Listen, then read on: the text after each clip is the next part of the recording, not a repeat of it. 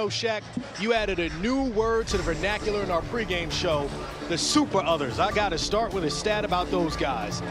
Aaron Wiggins and Alex Caruso combined to outscore Tyrese Halliburton and Pascal Siakam. Those super others stepped up tonight for OKC. This is what you call a total team effort. I've been saying for the past two games that Shea Gilgeous, with J-Dub and Chet.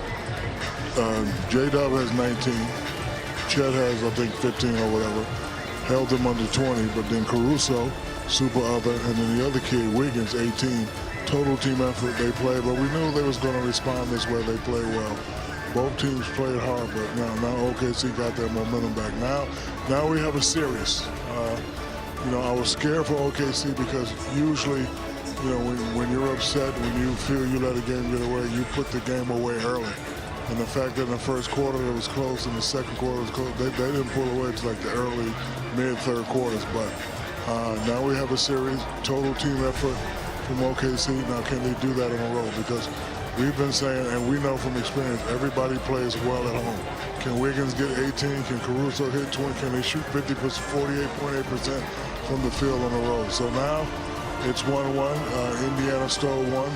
I'm just glad it's not the old format, that 2-3-2. Yeah. Remember that format, that 2-3-2? Yeah. So now we have a series. I won't even be watching because after this, I'm dishoned. Oh, shut up. I don't even want to hear.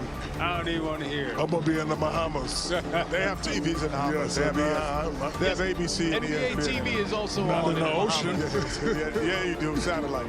But Not in the ocean. So Zeke, go ahead. You finish up because I know you. I was just going to echo what Shaq was saying. How they came out and they got they got 1, 2, 3, 4. They got 5 people in double figures.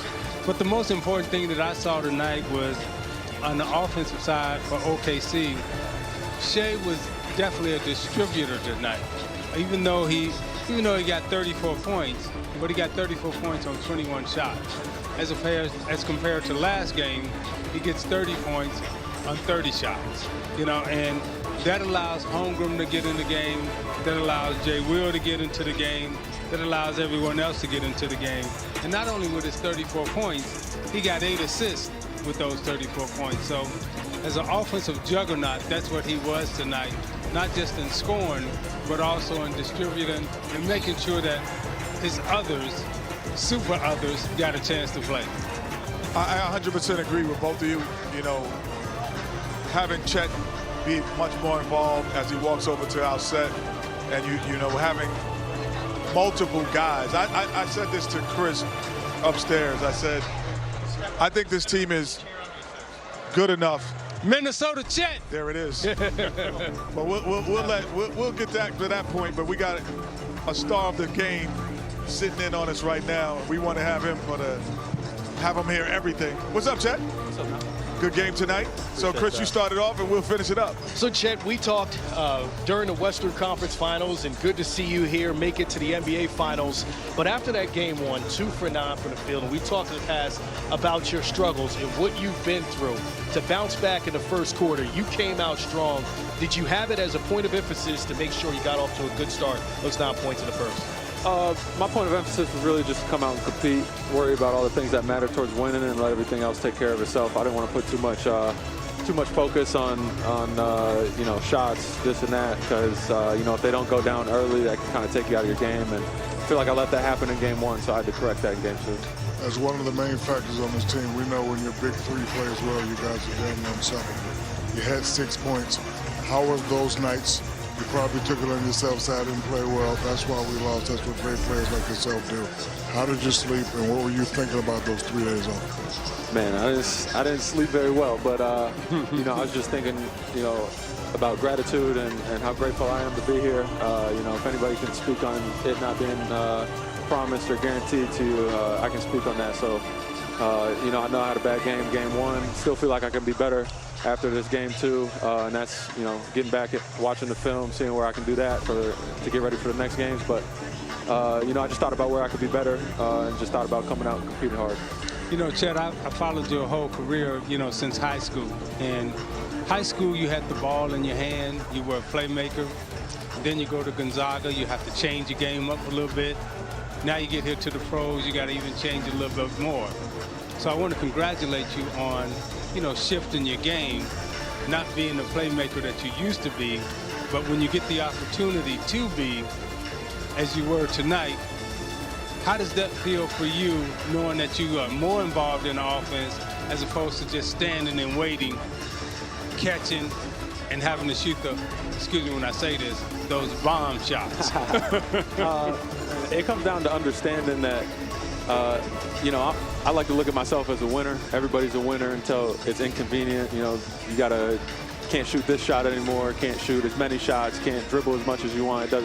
It's not about that. To me, at the end of the day, it's about winning, especially going through some of the stuff I've been through and how good our team is as well.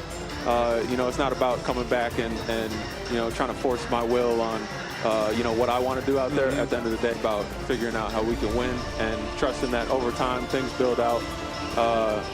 As I continue to work on my game, as I get better at things, as the team, continues to improve and find different areas to be better. But at the end of the day, winning's at the forefront. So yeah. Again, congratulations, firstly. But you made a great comment, Chet. A lot of players hear it. Impact winning. Be specific on what Chet Holmgren does that impacts winning. It's a million things out there. From defense, having your guys know that you got their back when they get beat.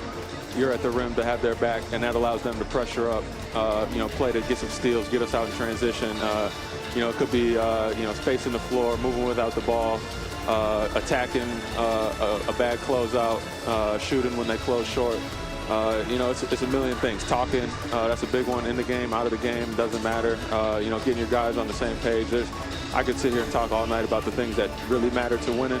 At the end of the day, you got to have dudes that can go, get buckets, and put up points. That's what the league's about, and everybody knows we got that. We got the MVP clearly. So, but at the end of the day, it's a five-man game. There's a lot of MVPs that never win a ring. It's not all on them.